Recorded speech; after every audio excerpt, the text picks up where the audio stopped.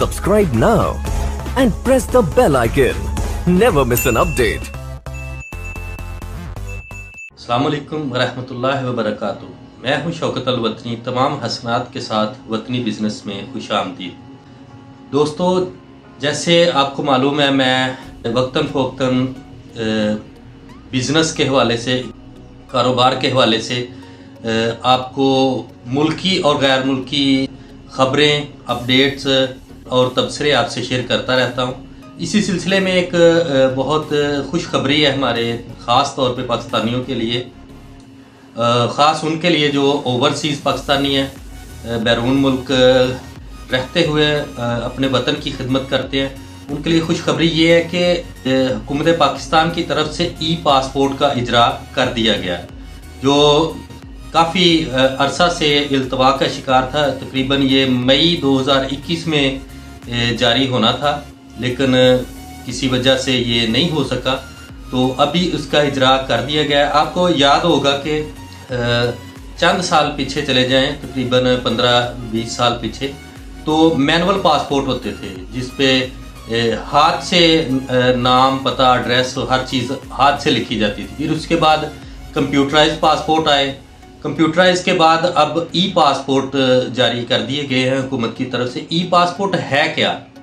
ई passport जैसे आपके शनाख्ती card के ऊपर एक छोटी सी चिप लगी होती है, इसी तरह पासपोर्ट के ऊपर एक चिप लगी होगी, जिसके अंदर वो आपका मुकम्मल डाटा उसके अंदर होगा। उस चिप को स्कैन किया जाएगा तो आपका मुकम्मल डाटा, आपके तमाम मुल्कों के लगे हुए वीज़ाज कब ख़त्म हो रहे हैं, कब रीन्यू हुए थे और कितना अरसा बाकी हैं, उसके बाद सफ़र की तमाम डिटेल उसके अंदर शामिल होगी। तो ये ई पासपोर्ट इस हवाले से जो काफ़ी बेहतर ये कोशिश है हुकूमत पाकिस्तान की तरफ से।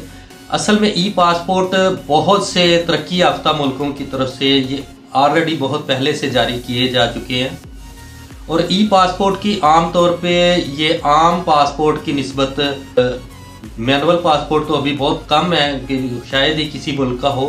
कंप्यूटराइज पासपोर्ट से ज़्यादा इसकी वैल्यू है।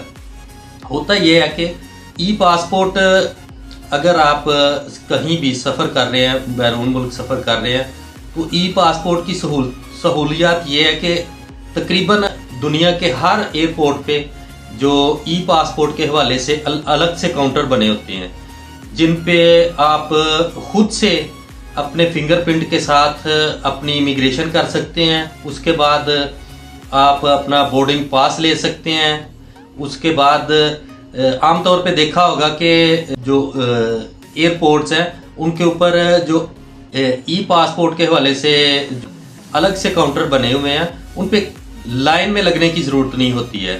तकरीबन आपका ये जो लाइन में लगने का जो टाइम वेस्ट होता है, वो आपका टाइम बच सकता है। तो उसके बाद इसी तरह ई पासपोर्ट को जब आप स्कैन करेंगे, आमतौर पे ये आयरन के छोटे से गेट बने होते हैं आम हर एयरपोर्ट पे, उस पे अगर आप ई पासपोर्ट अपना स्कैन करते हैं इमिग्रेशन करा के, तो वो खुद से ऑटोमेटिकली खुल जाता है और आप इजीली जो मूव कर सकते हैं। उसके अलावा ई पासपोर्ट की आम तौर पे बहुत वैल्यू होती है। ई पासपोर्ट की आम पासपोर्ट की निस्बत इसकी ज़्यादा वैल्यू है। तो मैंने ये मुनासिब समझा कि अभी जो नई अपडेट है ई पासपोर्ट के हवाले से कि मैं अपने नाजरीन तक ये पहुँचाऊँ। मुझे उम्मीद है कि ये मालूमाती वीडियो मेरे दोस्तों को पसंद आई होगी। अगर पसंद आई तो लाइक ज़रूर करें। अल्लाह हाफिज़।